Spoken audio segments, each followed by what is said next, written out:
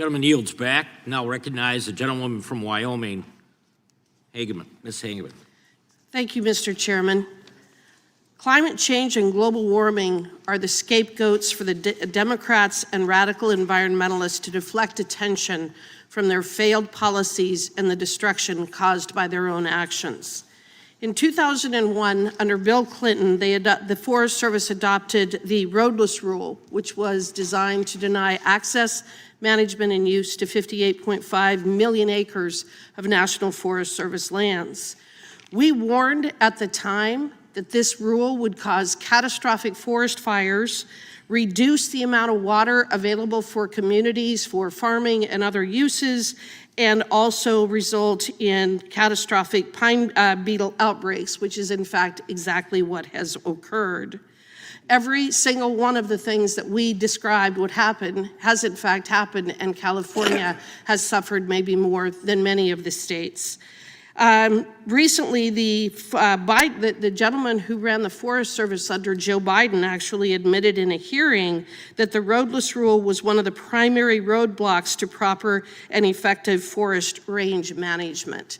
So to say that the government is always trying to fix its last solution, I don't think you need to look any further than the Roadless rule. California has essentially the same water infrastructure in place today with 40 million people that it had in the 1960s with 16 million people.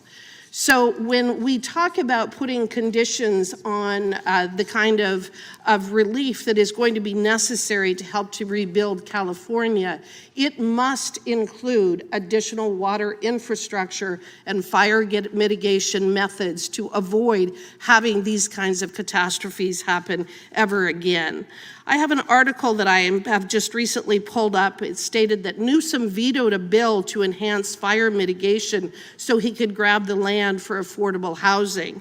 This was a bill that was introduced in 2020, SB 182. It was authored by then State Senator Hannah Beth Jackson, a Democrat from Santa Barbara, whose district had just suffered the Thomas fire. This bill sought to increase local planning requirements and guidelines for permitting development in certain fire hazard severity zones.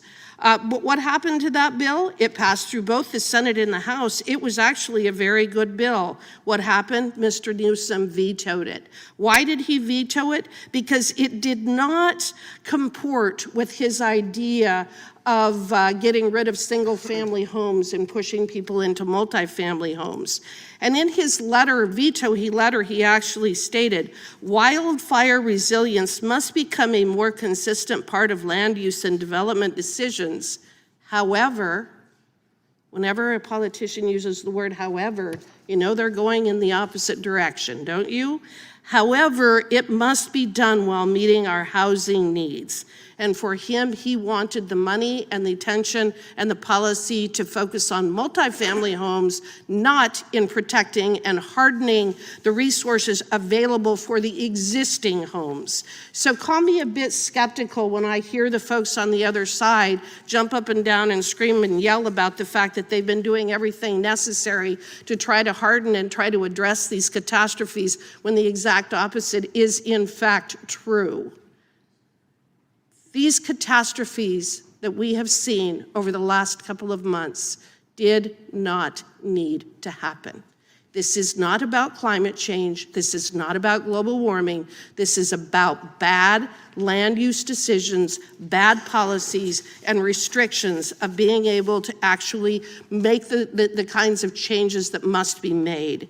Mr. Ring, while you were being questioned earlier, you mentioned the need for ESA reform and penalties for frivolous lawsuits, but I don't think that you had sufficient time to explain what you were referring to.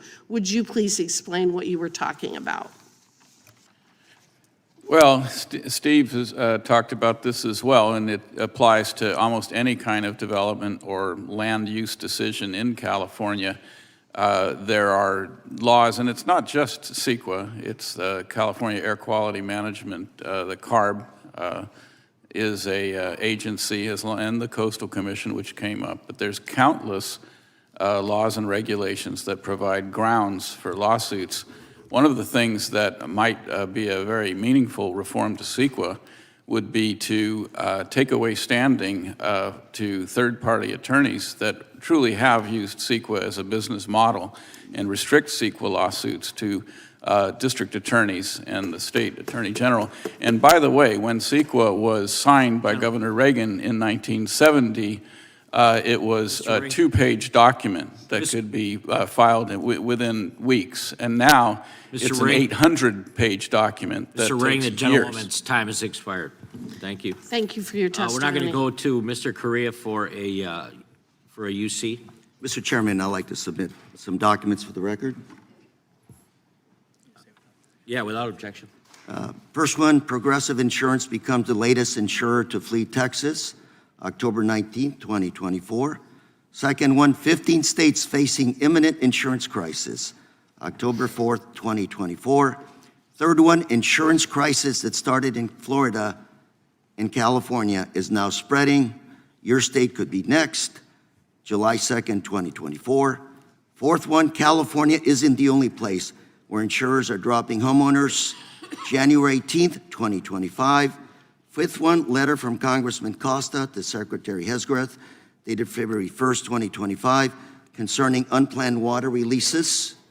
And the sixth one, a letter from members of the California delegation to the Chairman Fitzgerald and Ranking Member Nadler, dated February 5th, 2025, supporting California's insurance regulation. Thank you. Without objection, the chair now recognizes the gentlewoman from Vermont, Ms. Ballant.